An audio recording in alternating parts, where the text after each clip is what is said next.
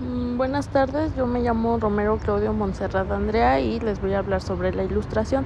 Bueno, aquí inicia a finales del siglo XVII y se desarrolla principalmente durante el siglo XVIII. Por este siglo del siglo XVIII se le conoce como el periodo de las luces. Aquí se creía que la razón iluminaba a la humanidad y se sacaba de la ignorancia la superstición. Su influencia se mantiene incluso hasta el siglo XIX en el pensamiento político y científico. Su lugar de origen se origina en Francia, con figuras como Voltaire, Rousseau y Montesquieu, quienes escribieron obras clave en la enciclopedia. También fue muy importante en Inglaterra con pensadores como John Locke, que impulsaron ideas individual, tolerancias religiosas y separación de poderes. En Alemania, los pensadores como Kant desarrollaron una filosofía racional muy influyente. Luego se expandió por toda América, influyendo los procesos de independencia, como por ejemplo en México, Simón Bolívar, Miguel Hidalgo, que conocían las ideas ilustradas. El contexto histórico, aquí en Europa vivían bajo el antiguo régimen, donde aquí los reyes gobernaban por derecho divino. Había poca movilidad social y la iglesia tenía un gran poder. Aquí la ciencia había comenzado con cuestionamiento al mundo antiguo. Galileo, Newton y otros demostraron que la razón y la observación podría explicar el universo sin recurrir a la religión. Esto llevó a un movimiento filosófico, político y social. Estos promovían la libertad individual, la crítica del absolutismo, la separación tanto de la Iglesia, del Estado, el poder del conocimiento científico. También se crearon las primeras constituciones modernas que impulsaron las revoluciones como la Revolución Francesa. Esta Revolución Francesa se dio en 1789, que intentó aplicar las ideas ilustradas para transformar la sociedad. Dentro de sus características está el racionalismo. El racionalismo es la razón, es el medio principal para conocer el mundo y mejorar la vida humana. Está el humanismo laico.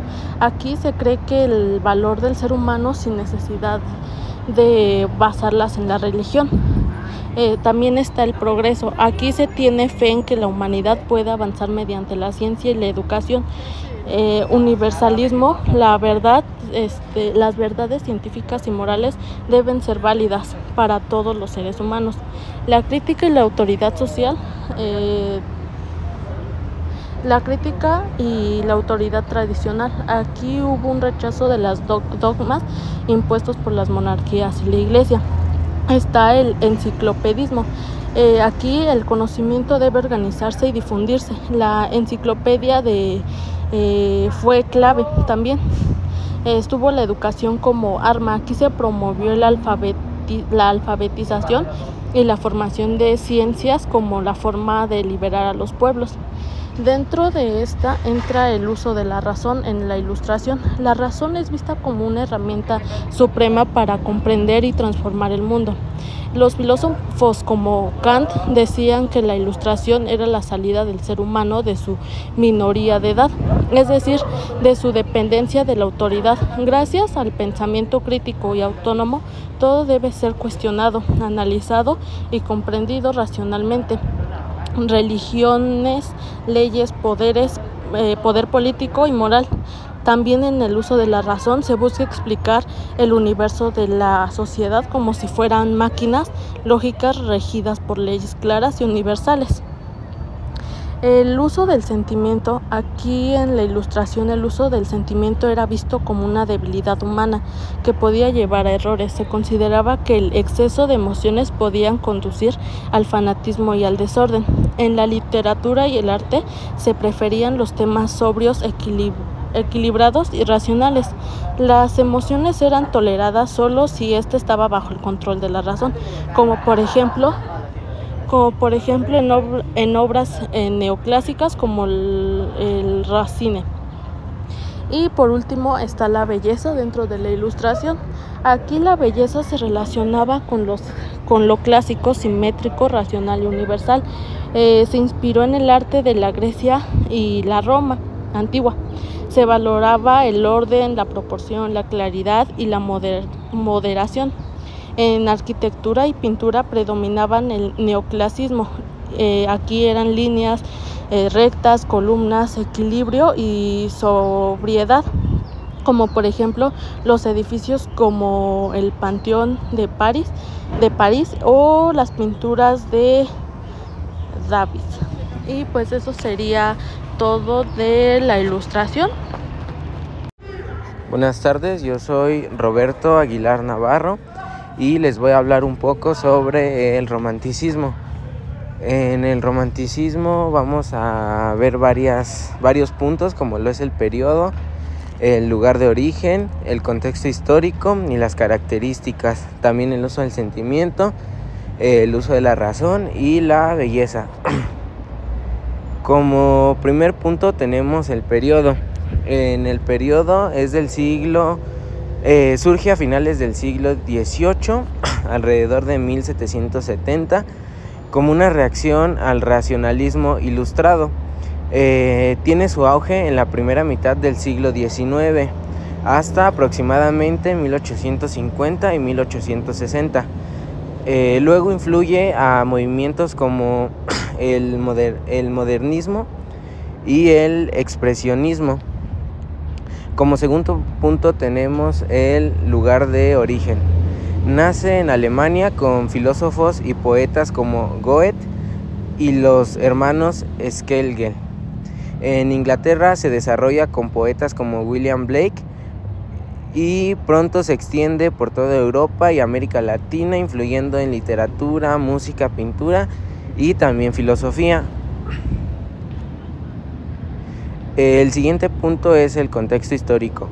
Surge en una época de cambios violentos, revoluciones frustradas como la Revolución Francesa, que terminó en dictadura y guerra. También la Revolución Industrial, que trajo miseria urbana, contaminación y pérdida de la conexión con la naturaleza. También se da en un tiempo de individualismo y búsqueda de sentido espiritual. El romanticismo es una respuesta a todo esto, una forma de expresar el dolor, el amor profundo, la nostalgia, el misterio y la libertad interior. Como segundo punto tenemos las características, la exaltación del individuo y sus emociones. El yo es el centro del mundo romántico. Rebeldía ante las normas sociales, religiosas o racionales. También la búsqueda de lo sublime, emociones intensas ante la naturaleza, lo infinito, lo trágico. También la fascinación por lo misterioso, lo gótico, lo medieval y lo exótico. También tenemos la idealización del amor y del sufrimiento, a menudo con finales trágicos. En arte y literatura pues tenemos la emoción manda sobre la forma, se rompe con las reglas clásicas.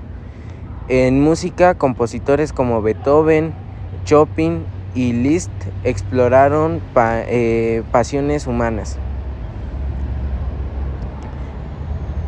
Después tenemos el uso de la razón. La razón no se niega completamente, pero se considera limitada. No puede explicar todo, no entiende el alma, la muerte, el amor ni el arte. Frente al racionalismo ilustrado, el romanticismo defiende el derecho a sentir, a imaginar y a vivir lo irracional. Algunos autores románticos incluso explorarán la locura como una forma superior de sensibilidad. El siguiente punto que tenemos es el uso del sentimiento. El sentimiento es el núcleo del romanticismo. Se considera que el arte y la verdad nacen de la emoción profunda, no de la lógica. El amor, la angustia, la melancolía y el deseo de libertad son temas constantes. Se valora la espiritualidad, la intuición y la inspiración, incluso si se desafía la razón. Como último punto tenemos la belleza. La belleza se entiende como subjetiva, emocional y muchas veces trágica. No es simétrica ni perfecta.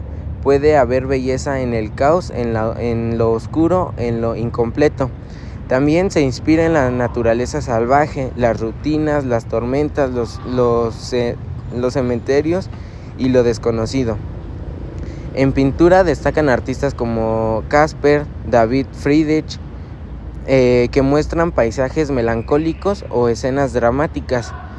La literatura, las obras muestran pasión, dolor, amor imposible y rebelión, como en los sufrimientos del joven Werther.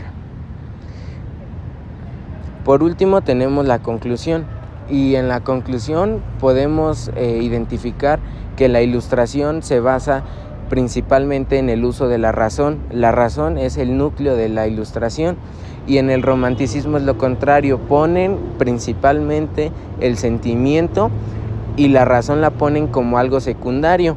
Es lo inverso en la ilustración.